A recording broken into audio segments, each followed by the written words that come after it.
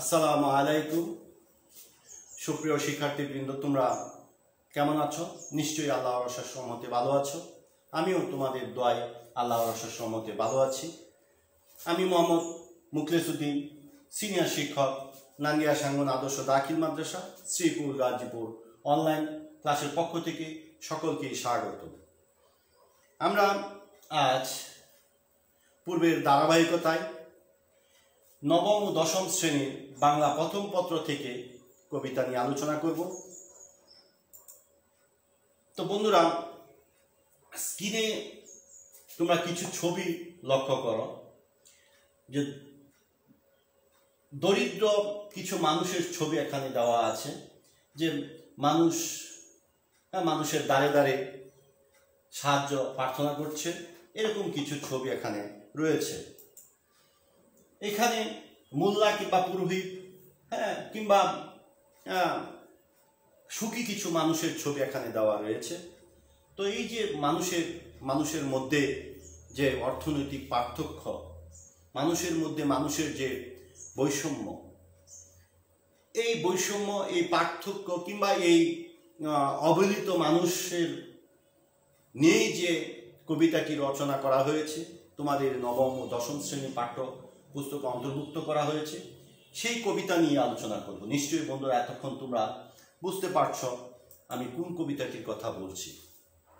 তো আজকের পাঠ মানুষ, কাজী নজরুল ইসলাম, আমাদের বিদ্রোহী কবি কাজী নজরুল ইসলাম, আমাদের জাতীয় কবি কাজী নজরুল ইসলাম, তিনি এই কবিতাটি লিখেছেন। তো বন্ধুরা, এই কবিতার পাঠ করার পরে আমরা যা শিখতে পারবো, যা জানতে পারবো, আমাদের মনের মাঝে যে চেতনা তৈরি হবে তা আমরা জেনে নিই।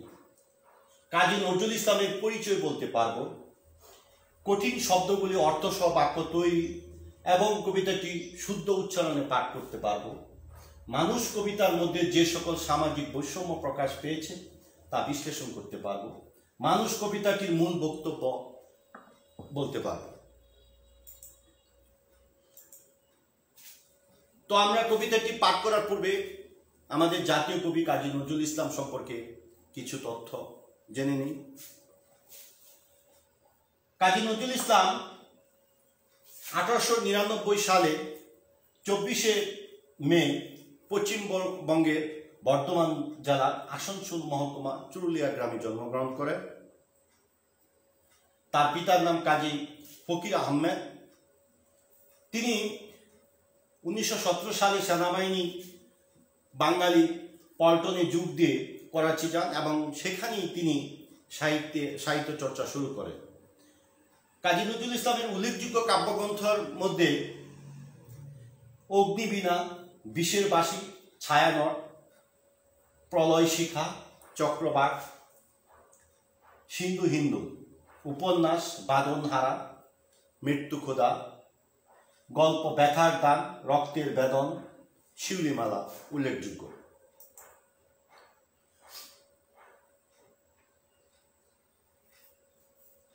কাজী নজরুল ইসলাম ঢাকা বিশ্ববিদ্যালয় কর্তৃক সম্মানসূচক ডিলিট উপাধি পান এবং তিনি বিদ্রোহী কবি হিসাবেও খ্যাত।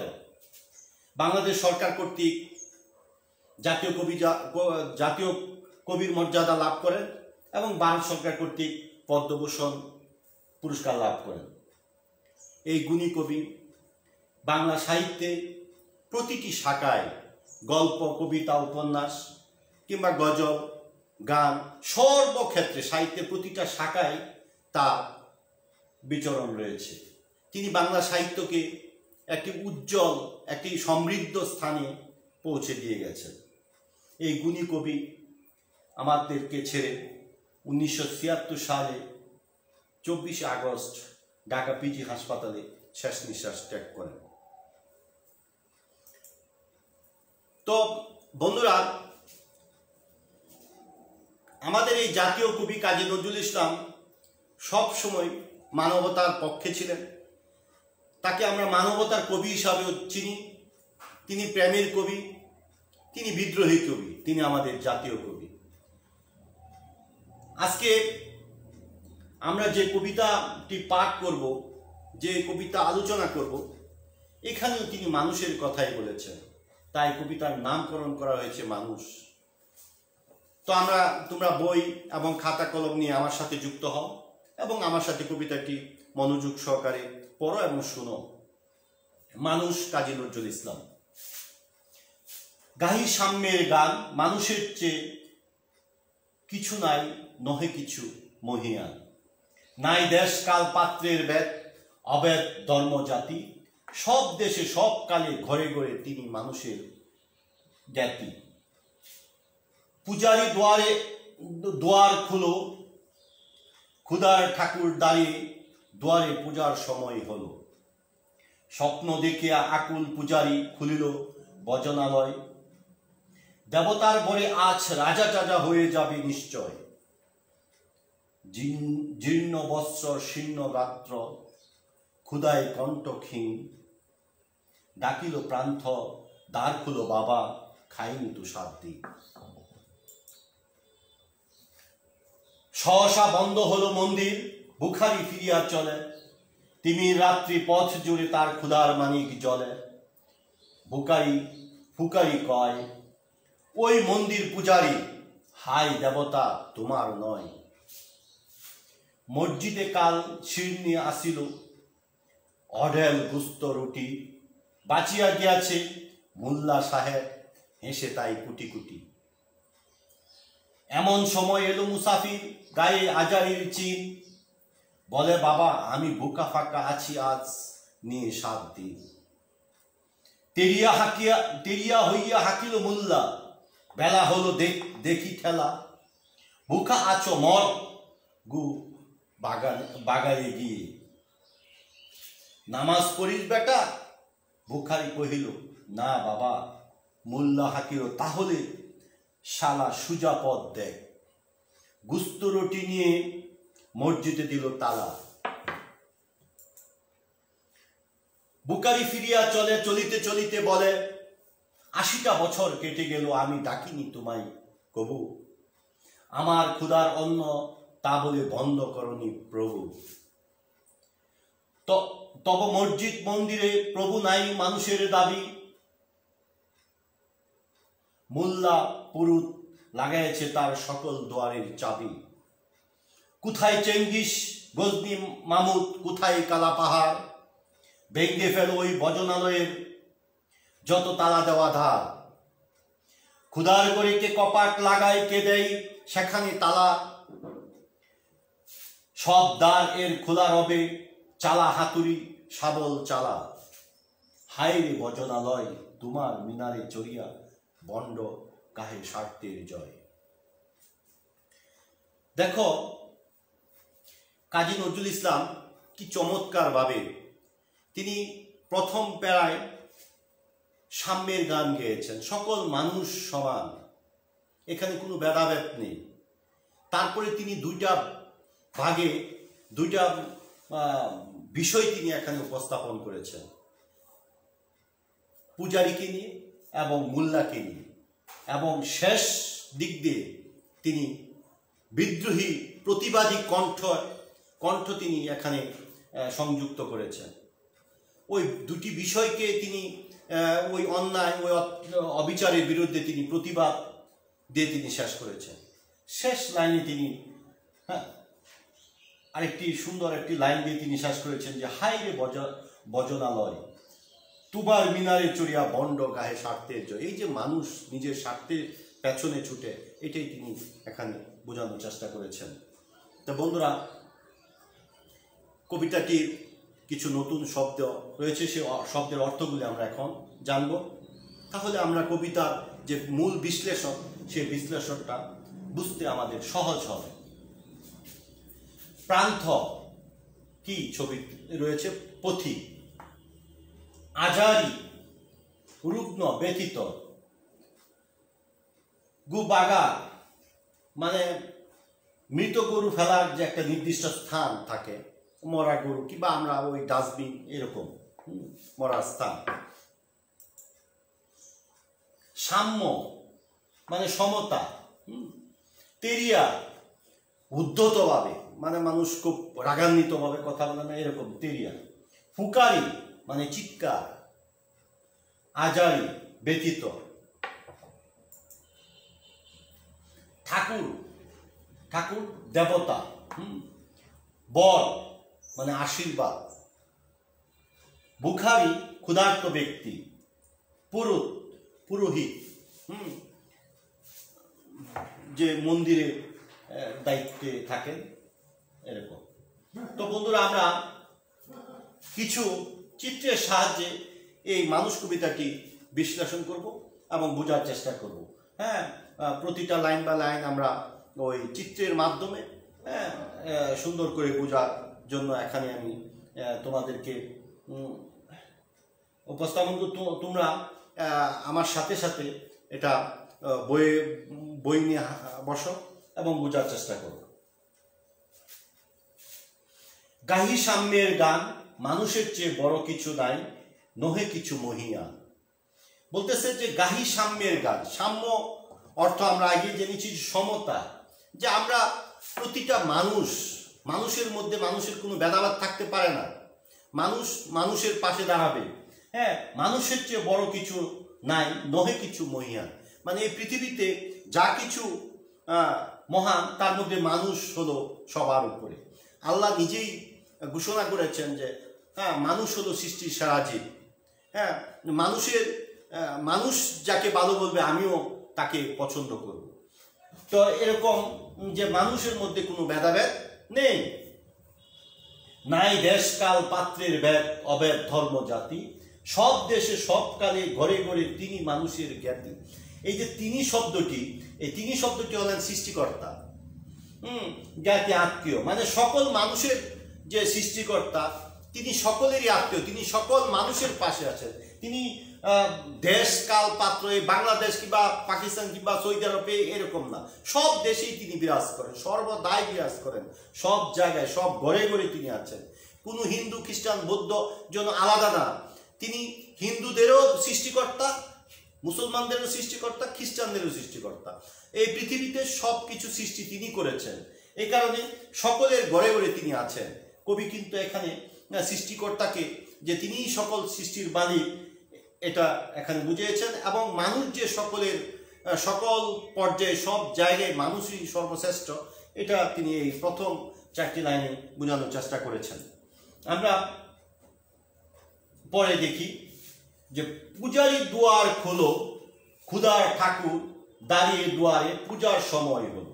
যে ক্ষুধার ঠাকুর, ক্ষুধার ঠাকুর হলো, আমরা হিন্দু মানুষে অনেক সময় বলে যে অতিথি নারায়ণ, মানে অতিথিকে তারা খুব নারায়ণ দেবতার সমান মনে করে। তো এখানে বলতেছে যে পূজারি দুয়ার খোলো, মানে এই যে ক্ষুধার ঠাকুর যিনি অতিথি না, অতিথি এসেছে দুয়ারে।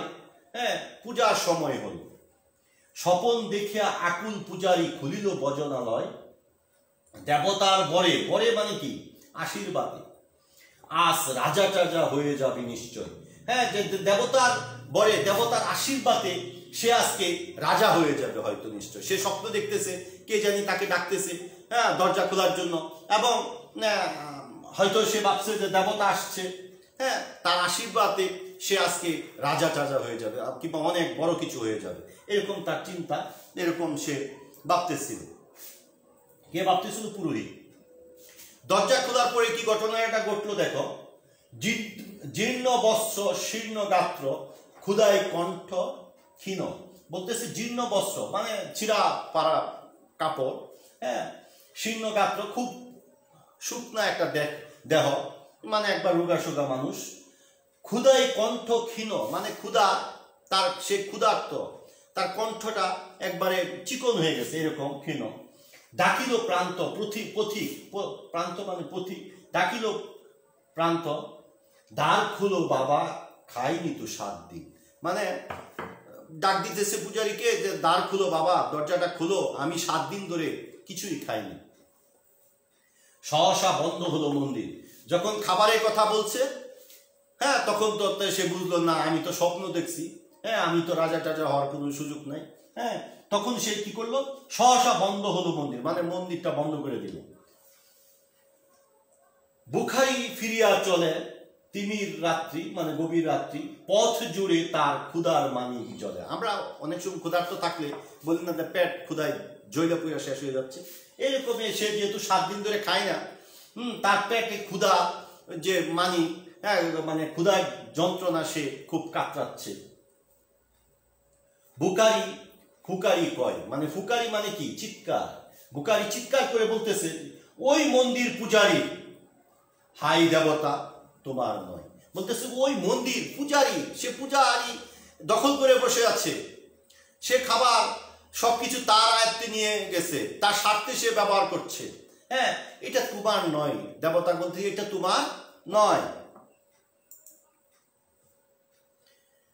দেখো আরেকটি পার্ট, সেখানে হলো যে প্রথম পার্টে তিনি মন্দিরকে করে বোঝানোর চেষ্টা করেছেন। এখানে দেখো মসজিদ নিয়ে এসেছেন। মসজিদে কাল শীর্ণে আসিল, অডেল গুস্ত রুটি বাঁচিয়া গিয়াছে। অডেল গুস্ত রুটি বাঁচিয়া গেছে। মসজিদে কালকে সিন্নি, আমরা মসজিদে অনেক সময় মুসল্লিরা সিন্নি নিয়ে আসে, মিষ্টি নিয়ে আসে, হ্যাঁ, মুসল্লিদেরকে খাওয়ানোর জন্য। হ্যাঁ, এরকম আনার পরে অনেক, মানে অডেল অনেক গুস্ত রুটি বাঁচিয়ে গিয়েছে। মোল্লা সাহেব হেসে তাই কুটি কুটি, মানে মোল্লা ওই মুয়াজ্জিন, মসজিদের দায়িত্বে যিনি আছেন, তিনি খুব খুশি যে আজকে তো গুস্ত রুটি দেওয়া খুব মজা করে খাওয়া যাবে। কেন? ওই যে অনেকগুলি বেড়ে গেল। হ্যাঁ, এটা প্রায় সময়, প্রায় মসজিদে অনেক জায়গায় এরকম চিত্র কিন্তু বাস্তবে রয়েছে।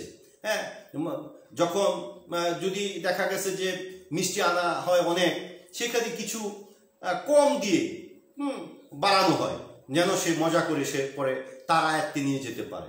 এরকম কবি কিন্তু ওই বিষয়টাই তুলে ধরেছেন। তাই মোল্লা সাহেব কি হেসে কুটি কুটি, মানে খুব খুশি সে।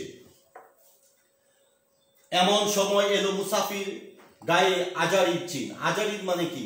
রুগ্ন, এরকম একটা ব্যক্তি। আজারির চিন, খুব মানে ব্যথিত, মানে খুবই, এই যে আজারি লোকটি, যে মুসাফির, আজারির চিন। বলে বাবা আমি ভুখা ফাঁকা আছি আজ নিয়ে 7 দিন। হ্যাঁ, ওই মুসাফির বলতেছে মুয়াজ্জিনকে, ওই মসজিদের যে যিনি দায়িত্বে আছেন মোল্লাকে বলতেছে, আমি তো আজকে 7 দিন যাবত কিছুই খাইনি, আমাকে কিছু খাবার দাও। হ্যাঁ, আমি তো ক্ষুধার্ত। তখন দেখো কি ঘটলো, মোল্লা সাহেব কি করলো। তেরিয়া হইয়া হাকিল মোল্লা। এই যে তেরিয়া হইয়া হাকিল মোল্লা, মানে খুবই রাগান্বিত, খুবই মানে দেখাচ্ছে, মেজাজ দেখাচ্ছে, এরকম একজন লোক। তার ভাবমূর্তি হলো মোল্লা সাহেবের, যে তেরিয়া হইয়া হাকিল মোল্লা, হাকিল মোল্লা বেলা হলো দেখি ঠেলা। বেশ একটা উৎকুট ঝামেলা কোথায় থেকে আসলো, মানে এরকম একটা তার বাপ। আমরা অনেক সময় দেখবো অনেকেই কারো কাছে কোনো চাইলে পরে একটা বিরক্ত বোধ করে, সাহায্য চাইলে। বুখা আছো মর গু বাগারে গিয়ে। বলতেছে বুখা আছো, কি হয়েছে, তুমি মরগা, মরে যা। ওই কোথায় গিয়ে মর? যে বলতেছে বাগারে গিয়ে মর। বাগার মানে একটা মৃত গরু ফালার যে নির্দিষ্ট স্থান, মানে মরা সরা হইলে আমরা একটা জায়গায় নিয়ে ফেলে দিই না, এরকম একটা ফেলে দেওয়ার স্থানে। বলতেছে ওই জায়গায় মর, এখানে আসিস কেন? হ্যাঁ, বাগারে গিয়ে মরে যা, মর। আবার প্রশ্ন করতেছে যে নামাজ পড়িস বেটা? হ্যাঁ, বুখারি কহিল না বাবা। মোল্লা হাকিল তাহলে শালা সুজা পথ দেখ, একবার সুজা পথ যা। নামাজ পড়স না, আবার আইসেছে এখানে খাইতে? সুজা পথ যায়, কোনো এখানে কোনো খাবার টাবার নাই। গুস্ত রুটি নিয়ে মসজিদে দিল তালা। হ্যাঁ, দেখো এখানে কি চমৎকার ভাবে তিনি, যে যারা ওই সব জায়গায় দায়িত্বে রয়েছেন, এখানে যে নিজের স্বার্থের জন্য যে এইগুলি হয়, এটা তিনি কি সুন্দরভাবে প্রতিবাদ করেছেন। বলতেছে আমরা দেখো সমাজে অনেক সময় কোনো একটা ব্যক্তি, দরিদ্র মানুষ কারো কাছে যখন সাহায্যের জন্য হাত পাতে, বলে ভাই আমি তো খাবার পাচ্ছি না, আমাকে কিছু টাকা দাও, কিংবা আমি অসুস্থ, আমার জন্য কিছু সাহায্য দাও আমার চিকিৎসার জন্য। তখন প্রায় সময় শুনবা আশেপাশে সমাজে বিভিন্ন জায়গায় কিন্তু এই কথাগুলি রয়েছে। এই নামাজ পড়স, নামাজ পড়স না, নামাজ পড়ে না, এটার কোনো সাহায্য সহযোগিতা না। আরে বাবা, সে নামাজ পড়লো কি পড়লো না, সেটা দায়িত্ব তো তোমার না। সে সাহায্য প্রার্থী, সে মানুষ, সে আল্লাহর সৃষ্টি। তুমি তার এই মানুষ, তার বিপদে তোমাকে দাঁড়াতে হবে, তাকে সাহায্য তোমার করার দায়িত্ব, তোমার কর্তব্য। সে নামাজ পড়লো, রোজা রাখলো নাকি ধর্মকর্ম করলো, এটা দায়িত্ব তোমার না, এটা দায়িত্ব সৃষ্টিকর্তার সাথে সে বুঝবে। হ্যাঁ, আল্লাহ সে অন্যায় করলে, সে অপরাধ করলে, সেই ব্যবস্থা আল্লাহ গ্রহণ করবেন। সৃষ্টিকর্তা তার যে যা দেওয়ার দরকার তিনি তা করবেন। তোমার দায়িত্ব হলো তুমি মানুষের পাশে দাঁড়াও। হ্যাঁ, সে ক্ষুধার্ত, তাকে তুমি খাবার দাও। এই ঘটনার ওই সামাজিক যে চিত্রটা এখানে কিন্তু কবি এখানে সুন্দরভাবে ফুটিয়ে তুলেছেন। মোল্লা সাহেব কি করলো, এই গুস্ত রুটি নিয়ে সে মসজিদে তালা দিয়ে দিল। সে কিন্তু সেই 7 দিন ধরে ক্ষুধার্ত ব্যক্তিটিকে সে খাবার দিল না। পরের লাইনগুলিতে দেখি, বুকারি ফিরিয়া চলে, চলিতে চলিতে বলে, মানে বুকারি ফিরিয়া চলে, মানে আর সেখানে আর থেকে লাভ কি, হ্যাঁ চলে আসতেছে, চলিতে চলিতে বলে, 80টা বছর কেটে গেল আমি ডাকিনি তোমায় কবু, আমার ক্ষুধার অন্ন তা বলে বন্ধ করনি প্রভু। বলতেছে 80টা বছর কেটে গেল, আমি 80 বছর বৃদ্ধ একজন ব্যক্তি, 80 বছর ধরে কিন্তু আমি তোমাকে ডাকিনি প্রভু, আমি তোমার কাছে ডাকতে আমি সেই আমার ভাগ্য হয়নি, আমি নামাজ পড়িনি, কিংবা আমি তোমার মসজিদে গিয়ে তোমাকে ডাকিনি। হ্যাঁ, কিন্তু তুমি তো আমার খাবার, আমার এই খাবার বন্ধ করোনি, তুমি 80 বছর ধরেই আমাকে খাওয়িয়ে যাচ্ছ। হ্যাঁ, যদি খাওয়ার উপর নির্ভর করে, ডাকার উপর নির্ভর করে যে আল্লাহ খাবার মানুষের ব্যবস্থা করতেন, তাহলে কিন্তু বিভিন্ন ধর্মের মানুষ না খেয়ে মরে যেত। আমরা বিশ্বাস করি যে মুসলমান, আল্লাহ সৃষ্টি, মুসলমানরা বিশ্বাস করে যে কি, যে ধর্মকর্ম আমাদের করতে হবে। কিন্তু এই যে দেখো, আমরা ধর্মকর্ম করলেও খাবার দিচ্ছে আল্লাহ, না করলেও দিচ্ছে। হ্যাঁ, অন্য ধর্ম যারা রয়েছেন তাদেরকেও কিন্তু আল্লাহ খাবার দিচ্ছেন, কাউকে তিনি মানে তার এই সৃষ্টিকে না খেয়ে মারছেন না। তাই এই প্রতীক বলতেছে যে 80টা বছর তো আমার হয়ে গেল, কোনোদিন তো তুমি আমার খাবার বন্ধ করে দাওনি, তুমি আমার খাবার দিয়ে যাচ্ছ। তব মসজিদ মন্দিরে প্রভু নাই মানুষের দাবি। কারণ মসজিদ মন্দির তোমাকে ডাকার যে জায়গা, সেইখানে তুমি যেহেতু মানুষকে এত ভালোবাসো, তোমার সৃষ্টি মানুষ, সেইখানে মানুষের পাশে মসজিদ মন্দিরের পুরোহিত কিংবা মোল্লা সাহেবরা দাঁড়ালো না। সে তাদেরকে দূর দূর করে তাড়িয়ে দিল। এই কারণে মানুষের দাবি যে প্রভু নাই মানুষের দাবি, মোল্লা পুরুত লাগাইছে তার সকল দুয়ারের চাবি। এই যে মসজিদ মন্দিরের তারা কি করলো, খাবার নিয়ে তালা লাগিয়ে দিল। মোল্লা এবং পুরোহিত যে তালা ঝুলিয়ে দিল। তখন এই যে দেখো, এখানে কবি প্রথম প্যারায় পুরোহিত মানে যিনি হিন্দু ধর্মের যে তাদের যে মন্দির আছে সেখানে দায়িত্ব থাকেন, ধর্মকর্ম করেন, এই বিষয়টা নিয়ে তিনি একটা কথা বলেছেন, উপমা দিয়েছেন, এবং মসজিদের মোল্লাকে নিয়ে তিনি একটি বিশ্লেষণ করেছেন। যা সমাজে সর্ব জায়গায়, অনেক জায়গায়, প্রায় জায়গায় এগুলি প্রচলন রয়েছে। শেষ পর্যায়ে তিনি কিন্তু এই দুটি ঘটনার প্রতিবাদ করেছেন। এই প্রতিবাদ করতে গিয়ে তিনি বলেছেন যে কোথায় চেঙ্গিস গজনি মামুদ, কোথায় কালা পাহাড়, ভেঙে ফেল ওই ভজনালয়ের যত তালা দেওয়া ধার। তিনি কিন্তু খুব কঠিন ভাষায় বলতেছে কোথায় চেঙ্গিস। আমরা কিন্তু জানি চেঙ্গিস খান ভারত উপমহাদেশের একজন বিখ্যাত যোদ্ধা ছিলেন। তিনি অনেক যুদ্ধ জয়লাভ করেছেন। গজনি মামুদ বলতে তিনি গজনির সুলতান মাহমুদকে বুঝিয়েছেন, যিনি ভারতে 17 বার আক্রমণ করে জয়লাভ করেছেন এবং প্রচুর ধন সম্পদ তিনি লুট করে নিয়ে এসেছিলেন। কোথায় কালা পাহাড়? কালা পাহাড় তার আসল নাম ছিল রাজচন্দ্র কালাপাড়। তিনি প্রথমে ব্রাহ্মণ ছিলেন, পরবর্তী সময়ে তিনি মুসলমান হয়েছিলেন, এবং এই ব্যক্তিটিও মুসলমান হওয়ার পর বহুত মন্দির দেবালয় তিনি ধ্বংস করেছেন। তার মানে এই তিনজন ব্যক্তি খুবই যোদ্ধা ছিলেন, খুবই শক্তিশালী ছিলেন। এই কারণে এই শক্তিশালী ব্যক্তিদেরকে কবি এখানে নিয়ে এসেছেন যে ব্যঙ্গে হলো ওই ভজনালয়ের যত তালা দেওয়া দ্বার, মানে ব্যঙ্গে হলো মুয়াজ্জিন সাহেব কিংবা ওই পুরোহিত, হ্যাঁ, তারা যে মসজিদ মন্দিরে তালা লেগে রেখেছে, খাবারগুলি তাদের আয়ত্তে নিয়ে গেছে, ওই তালাগুলি ভেঙে ফেলো, ওইখানে এগুলি তাদের এই অন্যায়ের বিরুদ্ধে কি প্রতিবাদ করেছেন। ক্ষুধার করে কে কপাট লাগায়, কে দেয় সেখানে তালা, যে এখানে ক্ষুধার ঘর, আল্লাহর ঘর, হ্যাঁ, এখানে কে তালা দেয়? সব দ্বারের খোলার হবে চালা, হাতুড়ি শাবল চালা। কত প্রতিবাদ বা মুখর তিনি, যে বলে সব ভেঙে ফেলো, হাতুড়ি চালাও, হ্যাঁ, এবং সেখানে শাবল চালাও, হ্যাঁ, এই তালাগুলি ভেঙে ফেলো। শেষে দুইটি লাইন আক্ষেপ করে বলতেছে, হাই রে ভজনালয়, তোমার মিনারে চড়িয়া ভণ্ড গাহে স্বার্থের জয়। মানে হাই রে ভজনালয়, ভজনালয় বলতে ওই মন্দির এবং মসজিদকে বুঝিয়েছেন, যেসব জায়গায় ওই মোল্লা কিংবা পুরোহিতরা খাবার, অতিরিক্ত খাবার হলে, হ্যাঁ, সিন্নি দিলে ওগুলি যেখানে রাখা হয় সেই জায়গাটাই ভজনালয়। হ্যাঁ, এখন বলতেছে যে ওই তোমার মিনারে চড়িয়া ভণ্ড, ওই ভণ্ড, ওই মুয়াজ্জিন কিংবা ওই মসজিদের দায়িত্বে যিনি আছেন, পুরোহিত, হ্যাঁ, মন্দিরের দায়িত্বে যিনি আছেন, তারা কি করতেছে যে তাদের স্বার্থের জন্য ওই মিনারে চড়িয়া তাদের স্বার্থের জয় গান তারা গাইতেছে। হ্যাঁ, মানুষ যে ক্ষুধার্ত, মানুষ যে তার কাছে এসে সাহায্য চাইল, সেটা সে কোনো ভূক্ষেপ করেনি, তাদেরকে দূর দূর করে তাড়িয়ে দিয়েছে।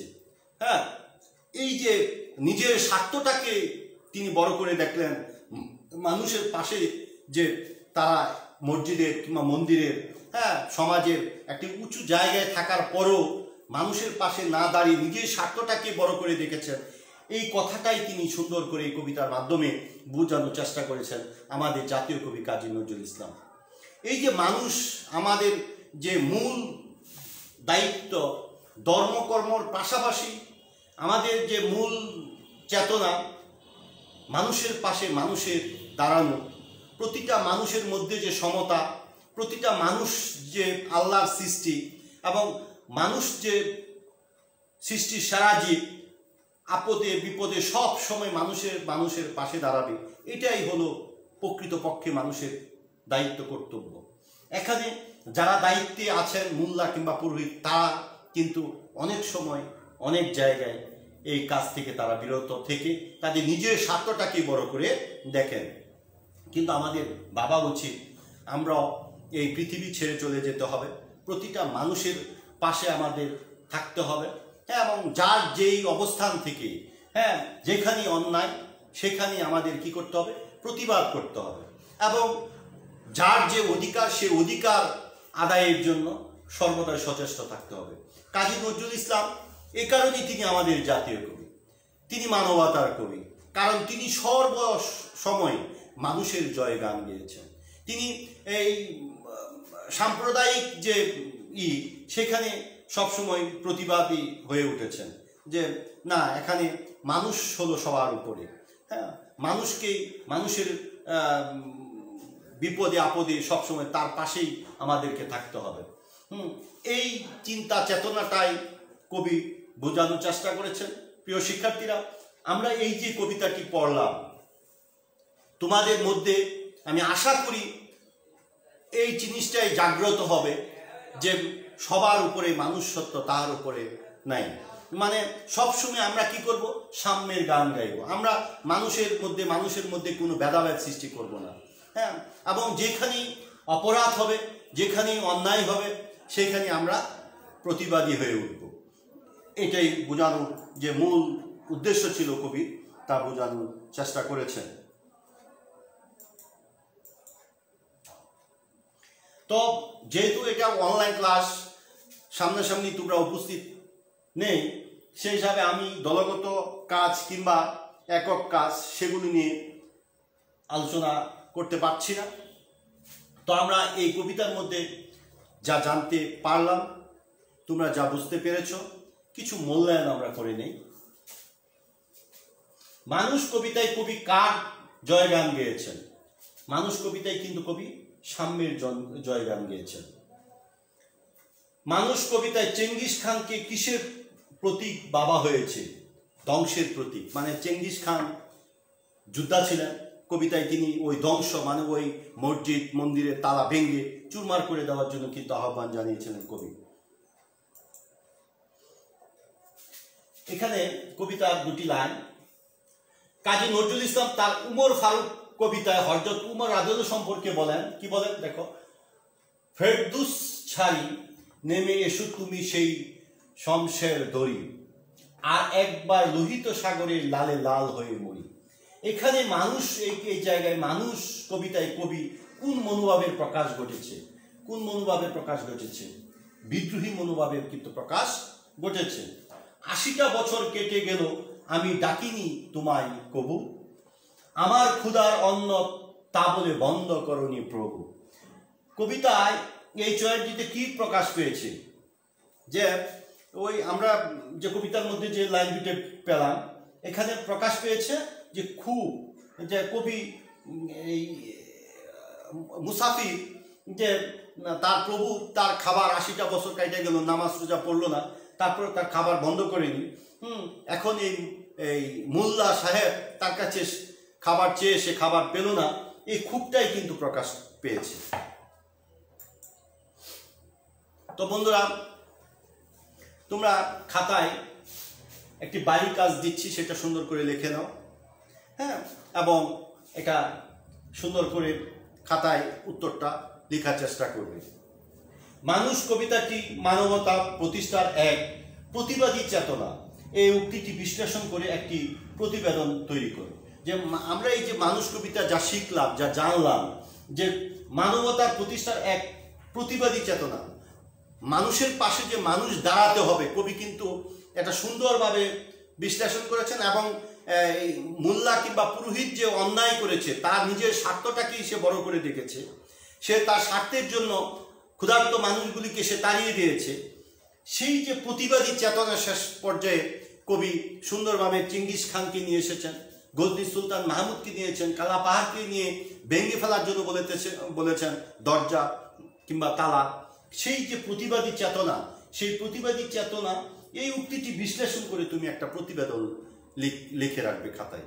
পরবর্তী সময় ক্লাস খোলা হলে আমাকে সেটা দেখাবে। তো বন্ধুরা, অনেক দিন যাবতই আমাদের ক্লাসগুলি প্র্যাকটিক্যাল সরাসরি যে ক্লাস শ্রেণী কার্যক্রম সেগুলি বন্ধ রয়েছে।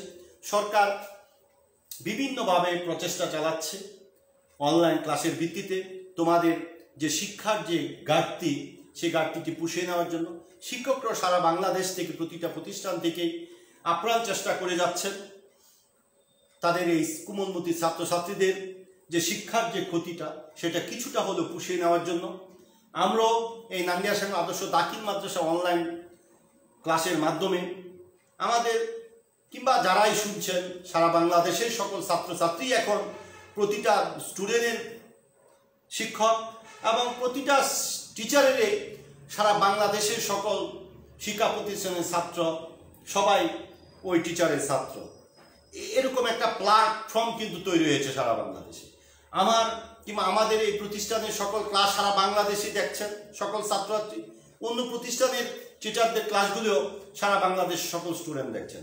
তো এই যে একটা বিশাল বড় প্ল্যাটফর্ম তৈরি হয়েছে, এটাকে যদি তোমরা সঠিকভাবে সুন্দরভাবে কাজে লাগাতে পারো, আমি আশা করি তোমাদের ঘাটতি যতটুকু হয়েছে অনেকটাই পুষিয়ে যাবে।